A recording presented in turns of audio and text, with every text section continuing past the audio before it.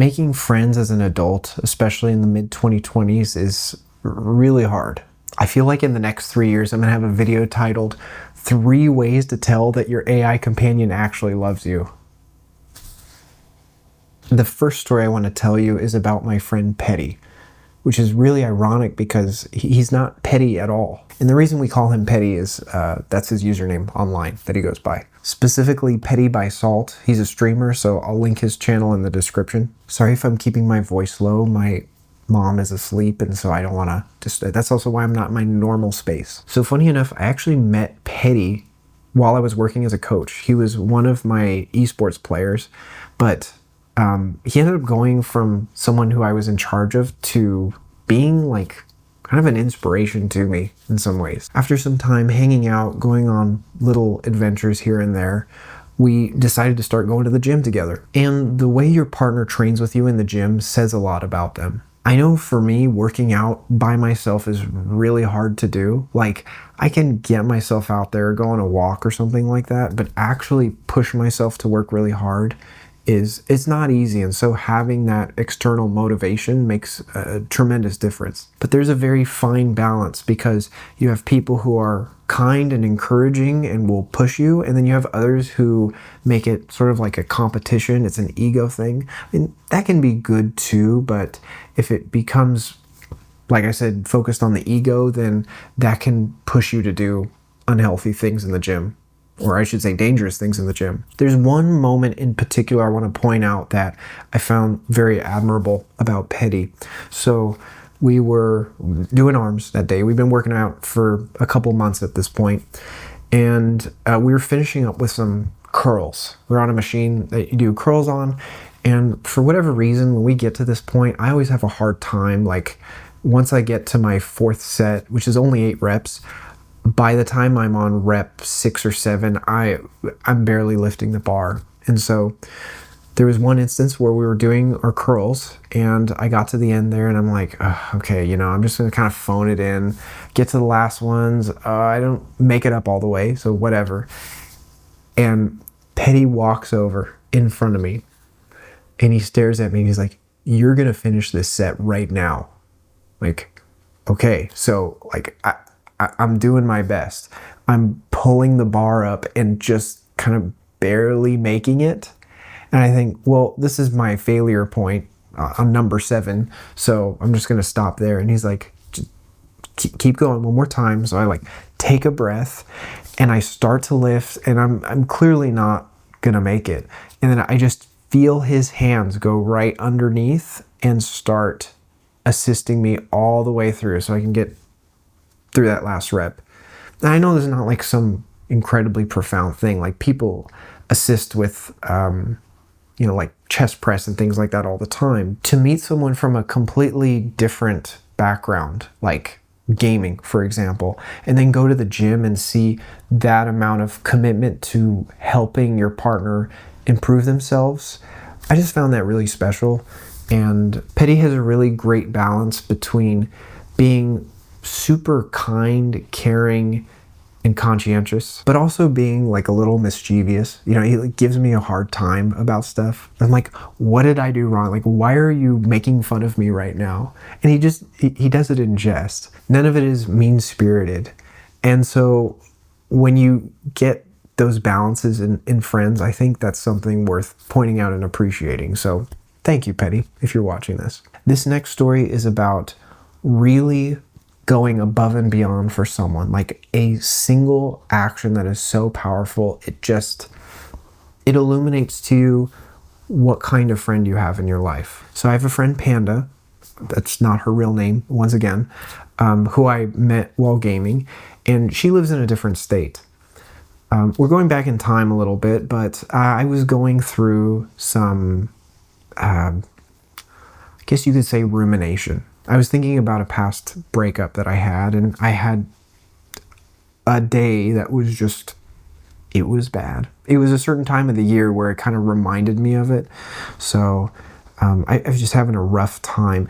And I remember I was near the auto shop where I take my car. I don't remember if I was going there, if I just happened to pass that area. And I parked in a neighborhood next to it just to like sit there, just be there with my thoughts. And I kind of broke down, and I don't remember if she happened to call me in that moment or if I called her reaching out.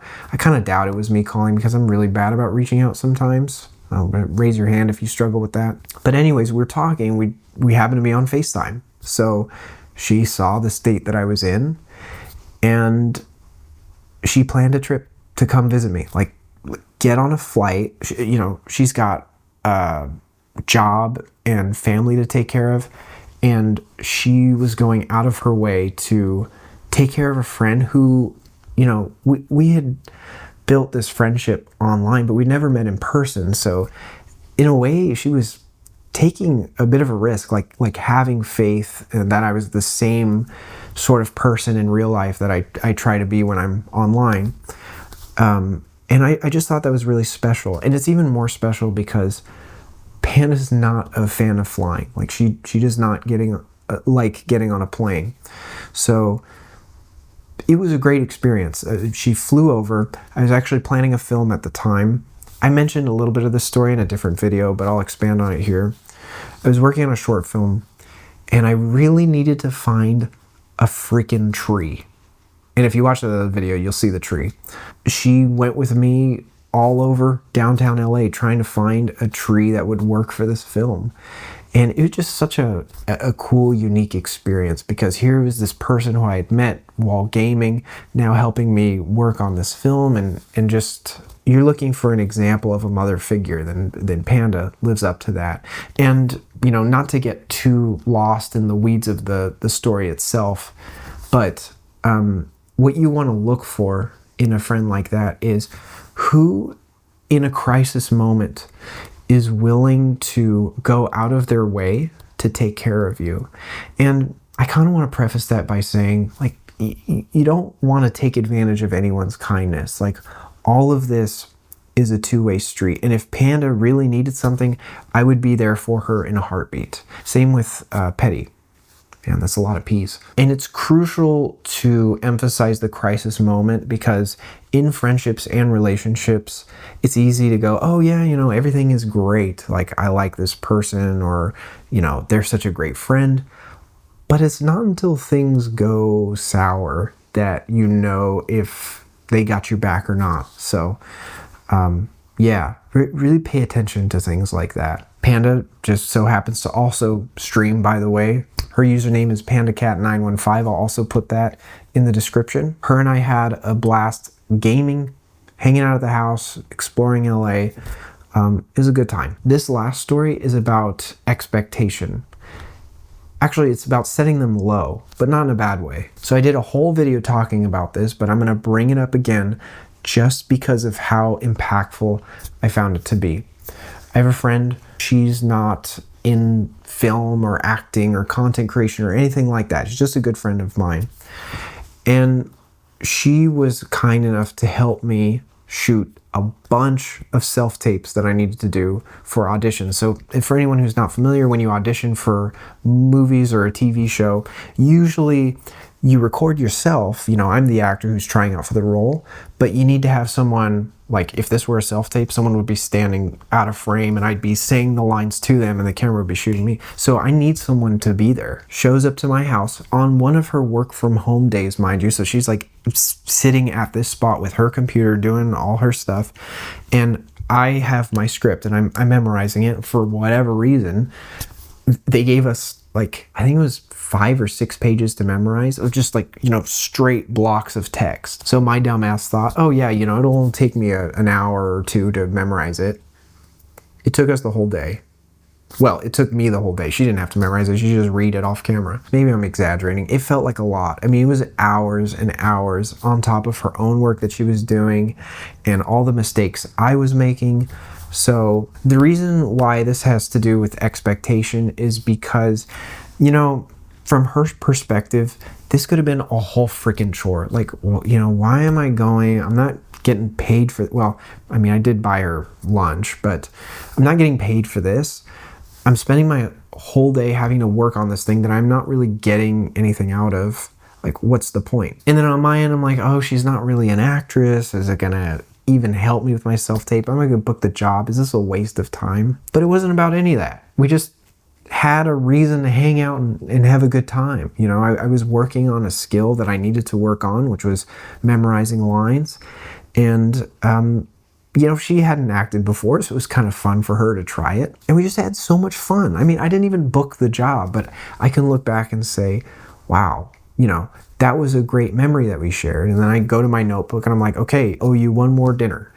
And so now we have an excuse to hang out another time and chat or, you know, plan out another audition or film thing. It's just, if you can shift your perspective from this is a chore, this is a hassle, to, man, I really get to enjoy someone's company. I think that's really special, especially in relationships when you can just sit on the couch, you know, like maybe you're drawing or something, or you're looking at a funny video on your phone, and then your partner is like sitting in front of the coffee table doing something, and you're kind of in your own world, but you have each other's presence, and then you check in once in a while. Like, that's great. It's like I could sit next to you and watch paint dry. That's awesome. If you know someone or multiple people in your life that embody any of these qualities, let them know that. It's not a weird thing to say, trust me.